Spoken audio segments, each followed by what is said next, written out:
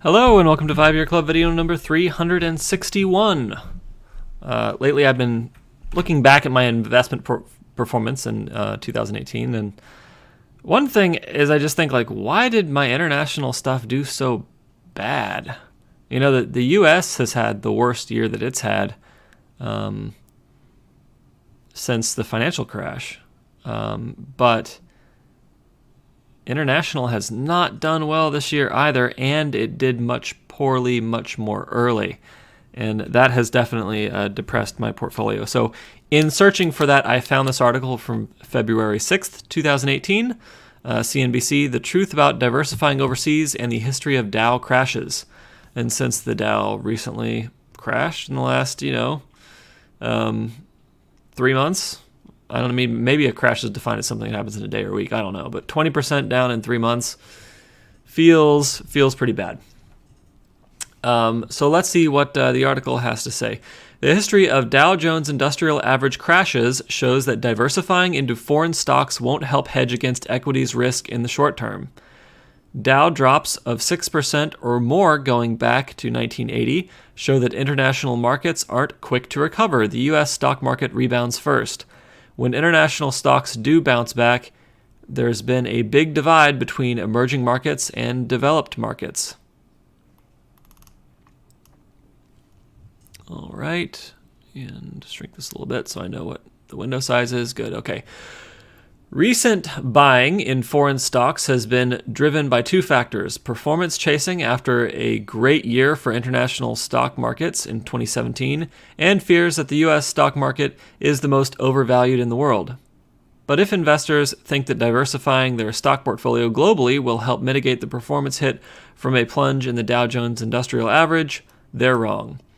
At least in the short term, stock market history shows that after a plummeting Dow Jones Industrial Average, the U.S. stock market is more likely to bounce back quickly than foreign stock indexes.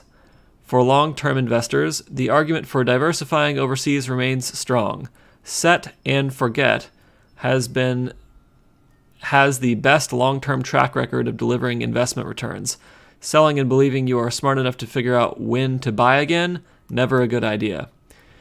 It was the size and speed of the move down that caught investors by surprise, but investors should not be taken by surprise if the decline in global stocks lingers. Monday's Dow plunge was the largest point decline ever, though by the more important measure of percentage decline, it wasn't nearly as catastrophic. Using Kensho, a hedge fund trading analytics tool, we analyzed the big Dow moves down back to 1980 and in the more recent period back to 2004. We limited the screen to Dow declines of at least 6% or more that occur in 5 days or less. Based on the data going all the way back to 1980, U.S. stocks are a much better rebound bet than international stocks, but the picture gets more complicated using the more recent history back to only 2004. Here is how two of the flagship international equity benchmarks, the MSCI EAF Index and the MSCI Emerging Markets Index, and the Japanese Nikkei Index, react relative to the U.S. stock indices. All right, so this is stock month after big Dow drop. Average return 22 times since 2004. Bought day of event. Sold 1 month after. All right. So the Dow bought the day of the event, sold 1 month after, minus 0.26. S&P 500, minus 0.96. And these international stocks are even worse. I'd like to understand what the trade's positive means. Maybe it will explain it, and Japan seems to be the worst. Okay.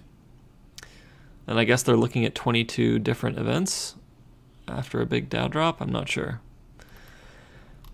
Okay, so this is now stocks 1 month after a big Dow drop.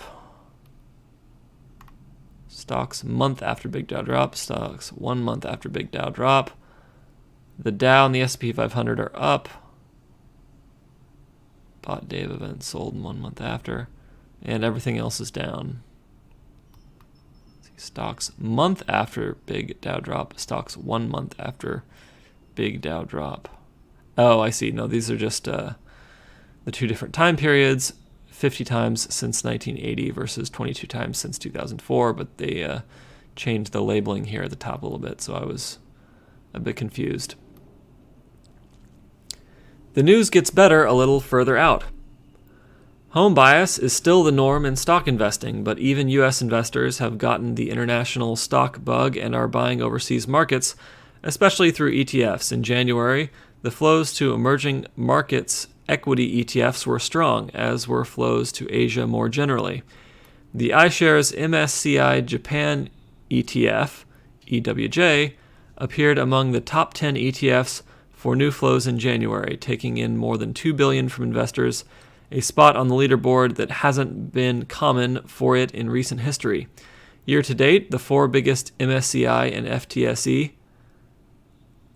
developed markets and emerging markets ETFs have taken in roughly $15 billion from investors, according to XTF.com, which is behind the $20 billion plus taken in by the 3 top S&P 500 ETFs, but still notable for retail interest in overseas stocks. And that's still the proper way to build a portfolio for the long-term investors. If you're not in the stubborn camp of Jack Bogle and Warren Buffett, who still resist international diversification. All right, so 2 very successful rich people, not so sure about international still. Both of these indices bounced back on Tuesday along with the Dow, but in betting on a rebound from emerging markets or developed markets after a US-led sell-off, the data doesn't show that it's emerging markets. The data does show that it's emerging markets, not developed markets overseas, that have more rebound potential in the following quarter. Emerging markets, in fact, matched or outperformed U.S. stocks in this trading period, while the EAFE and Japan in particular were laggards by comparison. Okay, not sure why that would be, but fair enough. So these are looking at 1 quarter after the Dow drop rather than 1 month after the Dow drop. And Japan is doing the worst. And if we look up here, Japan is doing the worst. So I don't know, maybe Japan's just done poorly in the last 2 decades.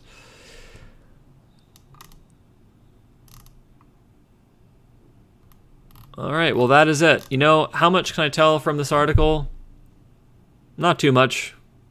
What this article is telling me is, like, international is a good long-term investment, but when the Dow drops, do not try to time anything or beat the market.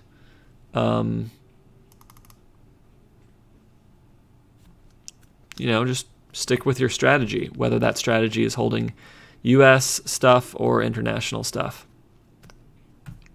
All right, well, that is it for video number 361. Hope you enjoyed it. Have a fabulous evening.